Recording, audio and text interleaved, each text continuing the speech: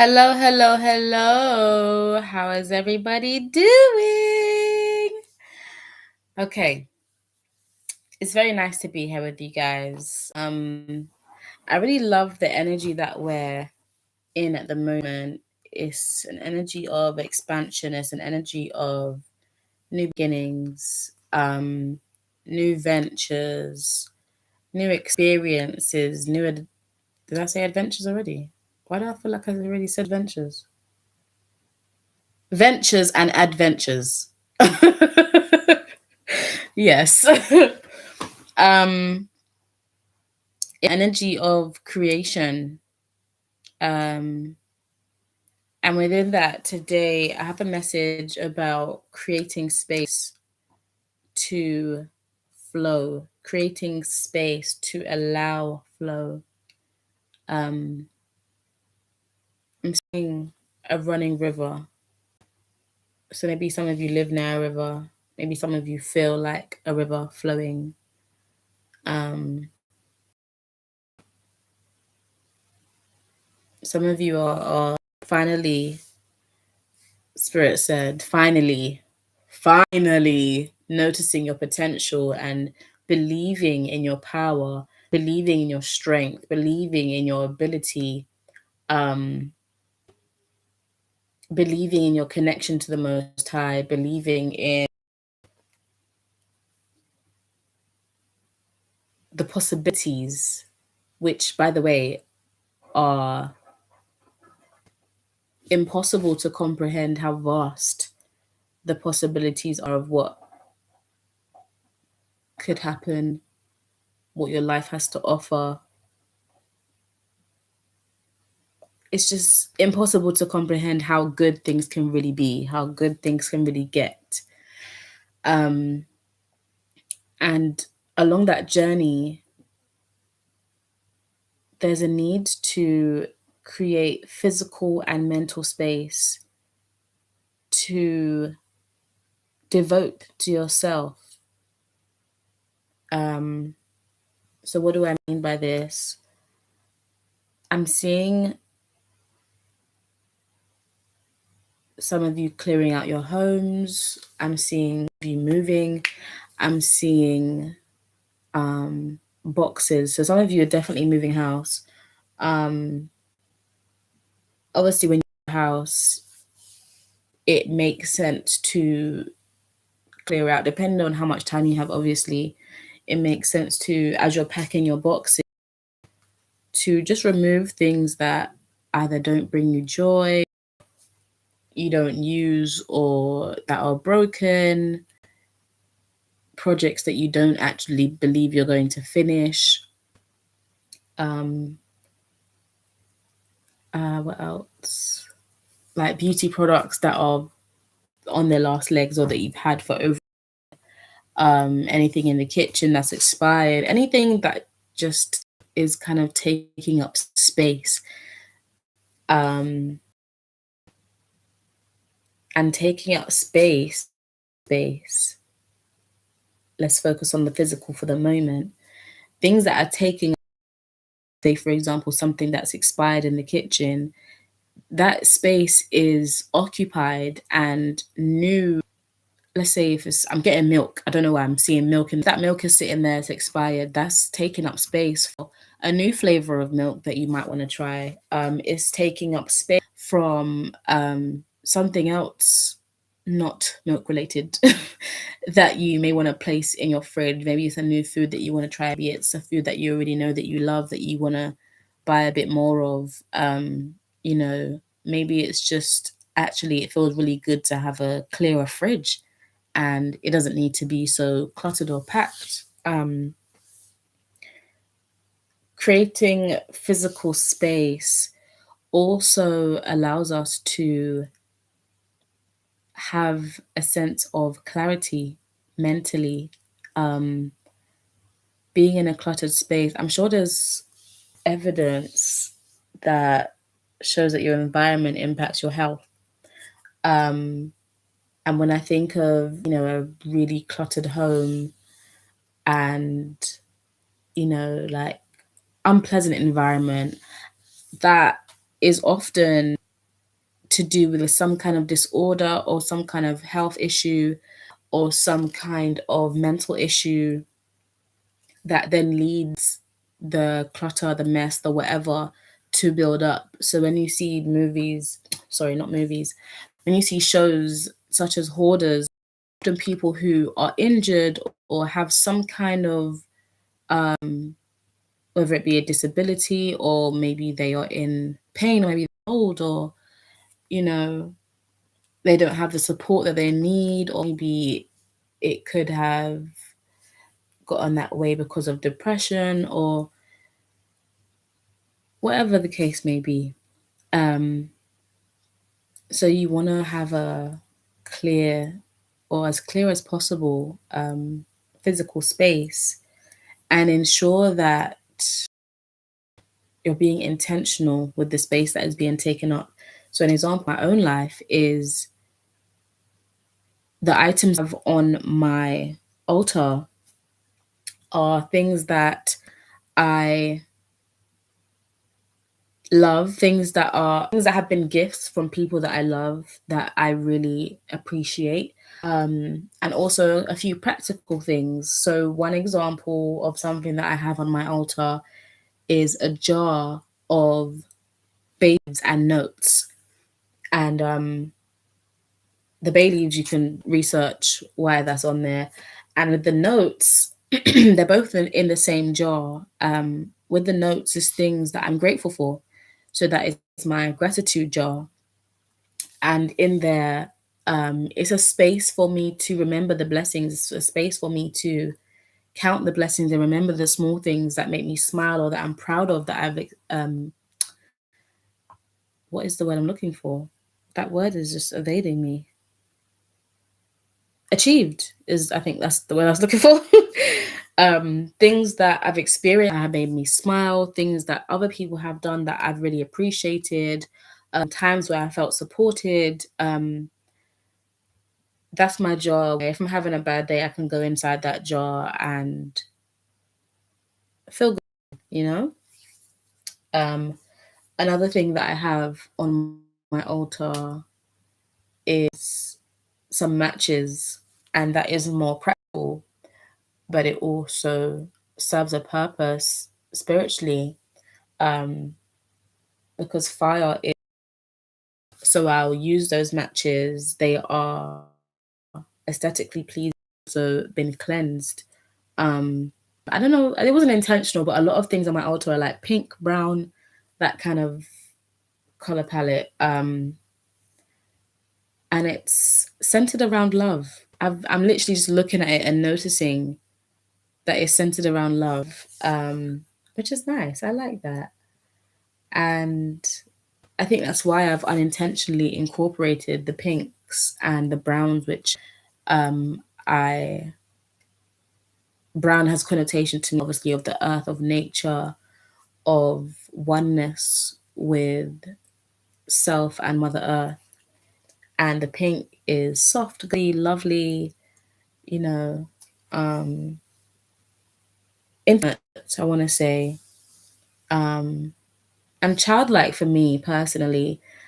Pink, I don't know if it was, no, it definitely wasn't this video. In a previous video, the video before this will resonate with you. I was talking about how pink, black, and white were my three favorite. Um, those my favorite color has now changed, but it just reminds me of girlhood and how I miss girlhood. I'm now experiencing womanhood, and I tell you for free, it's very different, but it's still beautiful in its own way, and there are still many blessings and many things to be grateful for. Okay, so now let's move on to mental, creating mental space to devote to yourself. That could look like sitting quietly by yourself. That could look like listening to music that has lyrics that uplift you and that encourage you. And what I've noticed is that that can be any genre. The music that I listen to that uplifts me happens to be reggae music and soul music, or like R&B type of vibe.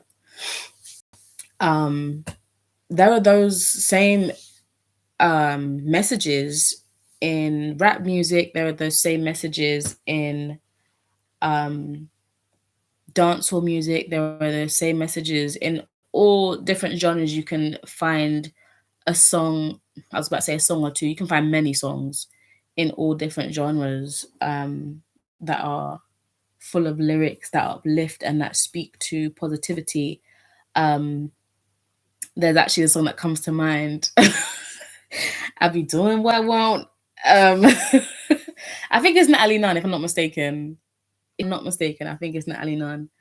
And that song to me speaks to freedom. It speaks to literally doing what you want and, you know, having freedom financially, having freedom within yourself, um, and just owning that. Um, I've realized I a lot. I'm going to take breaths. Let's encourage breaths. So maybe you need to breathe more. Um, oh, here we go. Maybe you need to breathe more and find a way to commune with spirit. I always say that, I think it was Cole that I heard this from, or maybe it was somewhere else. The idea that meditation is to listen to the Most High and prayer is to speak. And my dad always used to tell me that life is 95% listening and 5% speaking. And I take that into my spiritual journey, and I try to meditate a lot, and find I try to maintain an energy of serenity. I try to maintain um, contentment and peace, especially when I feel triggered, especially when I feel as though I'm being provoked, because people really be provocative. But one thing that adulthood has taught me is that you have to be unmovable. You have to remain unmoved. You can't allow somebody else to control you, and you can't allow somebody else to have more of a say over your life than you do. So if someone's acting a fool or doing something that is upsetting you, triggering you, whatever the case may be, I used to think it was so corny when adults would tell me, just walk away, because I want to do some stuff. I want to get shit rocking. But genuinely walking away from things that don't serve you, that trigger you. Sometimes we need to be triggered to learn and to grow and to heal. But if it's intentional, I don't know if that's a great space to be in, where somebody's intentionally triggering you every chance they get. Like, that kind of feels counterintuitive to me personally. I don't know about you, but I know about me. And I don't want to be triggered by somebody. That doesn't sound like love to me. That sounds like goodness. That sounds like just energy that I don't want to be a part of. I'm sure that you guys also don't want to be a part of that. What does creating mental space for yourself look like? It looks like writing your thoughts. I'm a person who overthinks quite a bit. I tend to ruminate sometimes.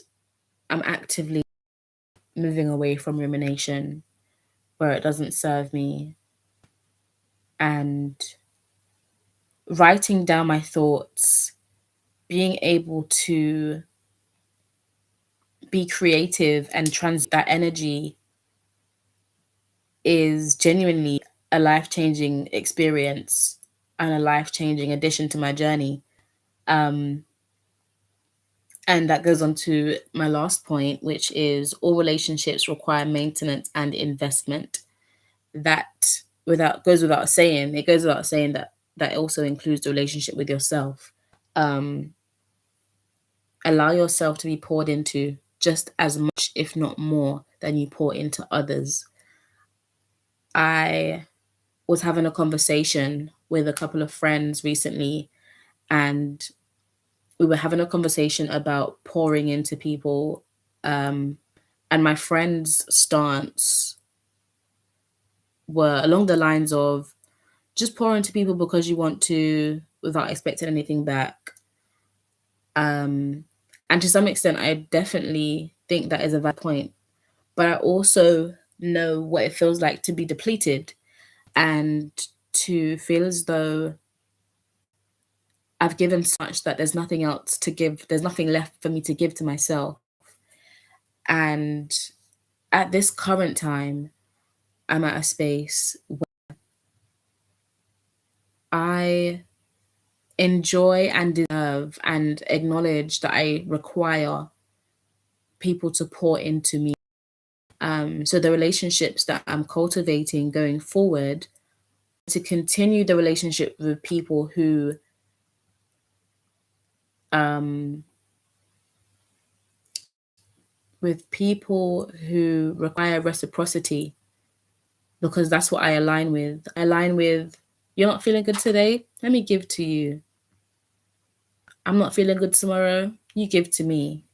That's what I'm encouraging. I'm not encouraging people to be in this energy of people pleasing or overdoing for others. If you can do a lot for us, that is absolutely wonderful and I commend you. I think I'm speaking to people who have limited capacity or limited energy. And I can only speak for myself. I'm recovering at the moment from quite a serious accident. So I don't have a whole lot of energy in excess to be frivolously giving away. Um, on I'm in a season where I have to be very selective with where I put my energy and know that it is an option to give energy freely and not expect anything back. And it also is an option to be in community with people who value reciprocity and want to pour into you. Um, there's nothing for me personally, I can only speak for myself. There's nothing there's nothing of value in a relationship unless it's a child. Even with children, it's still reciprocal because an adult will, with a child, I don't see any value in pouring into a relationship where I don't receive anything back or receive an equal that I give. Does that make sense? You understand. If you understand, you understand. If you sit down. If you don't understand, you need to overstand. And I say I correct myself in terms of children because even children give back. Um, for example, um, I've got nieces and nephews. We're not going to get into the technicalities of that. But they pour into me. They make me smile. They, encourage me. They speak kind words to me. Um, you know, everybody has different things to give. Okay. Everybody has different strengths, weaknesses, triggers, love languages, etc., etc. And yeah, I can just speak for myself. I want reciprocity. That's what I want. Maybe I'll be at a stage in my life when I feel like I have more to give, where I'll be able to love freely again, because I definitely used to be a person who loved freely and wasn't really fussed if anybody did something for me. I know there's some people who, if you don't say happy birthday to them, they're not saying happy birthday to you. If you don't buy them a gift, they're not buying you a gift.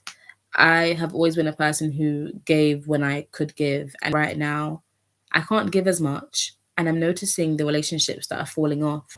So maybe you're also experiencing something similar where your capacity to give has been reduced or has shifted. And the season that you're in requires you to focus on building up yourself. Talking of building up yourself, um, I think it was 2 videos ago, I mentioned a video that was speaking about a 90-day shift, a 90-day lock in with spirit, with yourself, with intentionality. So if you feel called to, definitely feel free to look at that.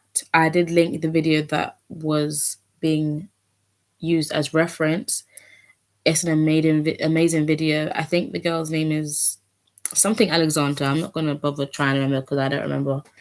But it was a really lovely video, and it really encouraged me to get my head in the game, you know?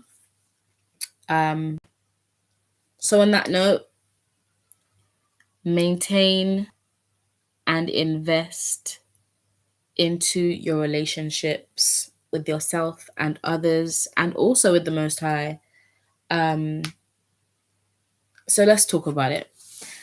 Pouring into yourself, um, maintenance of your relationship with self, and invest in relationship with self looks like potentially buying a journal so you can write your feelings and really see how you're feeling. If you are a writer, I'm personally a writer, so having notebooks and pieces of paper everywhere is exactly what I'm about. It could also look like building hobbies that you do by yourself. So one of those for me is doing my nails when I feel like it.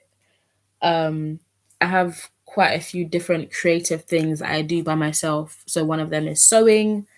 I would say that my spiritual journey is quite a personal journey and one of solitude at the moment. Well, not anymore because I'm obviously here on this channel with y'all. But initially, that was a journey that I took by myself, and it was really lovely that I could get to explore my spiritual gifts and to deepen my relationship with the Most High and with myself as well. In connection with that, in connection, in tandem, at the same time, simultaneously. Okay. Um, and investment, it looks like being intentional. Time is money, and not in the typical sense. When I say time is money, I mean that time is of value. There was this movie with Justin Timberlake. I think it's called In Time. I could be making that up, but if you search Justin Timberlake, excuse me, that movie might resonate for somebody. But the basic premise is that time is precious. Um, and I just clocked that again. I don't know if I've been but I just clocked it again. Time is precious. Giving yourself time is investment. When you go to work, you make an investment with your time and your energy, and they repay you with cash. And investing in yourself looks like building new skills, taking up new hobbies. It looks like taking care of your body, your mind, body, soul, your environment, your home, even your desk at work, if you have a desk at work, your locker, wherever you have a locker. If your gym looks a hot mess, fix that shit. Whatever, excuse me, sorry. Nasty. Whatever you feel, it's not nasty, it's human. Whatever you feel is going to bring a value to your life, that is what investment looks like. Investment, I also mentioned this in the previous video, looks like fixing quote unquote problems. So for example, a struggle that I was having recently is that I was finding it really difficult to sleep. And so the sleep issues would be the perceived problem. Okay. So to fix that problem, I made an investment. That investment was purchasing a weighted blanket. That genuinely, I have some of the best sleeps of my life with this weighted blanket. And on the nights that I don't use it, I do notice that I'm a bit more restless and I don't wake up as rested. It's like it encourages a deeper sleep. Oh, it's lovely. Honestly, if you struggle with your sleep and you don't mind the heavy things on top of you, definitely recommend. That was a good investment. That also looks like buying things of quality. And when I say buying things of quality, if you're somebody who is really into fashion, that looks like buying things that are of maybe of a higher price point that are not going to need to be replaced time and time and time again and, cause further harm to the planet. You could buy a white t-shirt, plain white tee, and it could be, £5. You get one stain on it and it's never coming out. Or you wash it once by accident, hot wash, and it shrinks to heck, or whatever the case may be. Whereas buying one that is maybe £60 and it lasts you for many, many, many, many years to come, is more durable, is of higher quality, it feels better on your skin, is of a material that is helping rather than hindering your skin. Your skin is your biggest organ. So wearing things like cotton or other natural materials is much better for your body and your skin than wearing things that are majority plastic. I always encourage people to shop within your budget. So if what you can afford right now is a $5 white tee, then you buy that $5 white tee.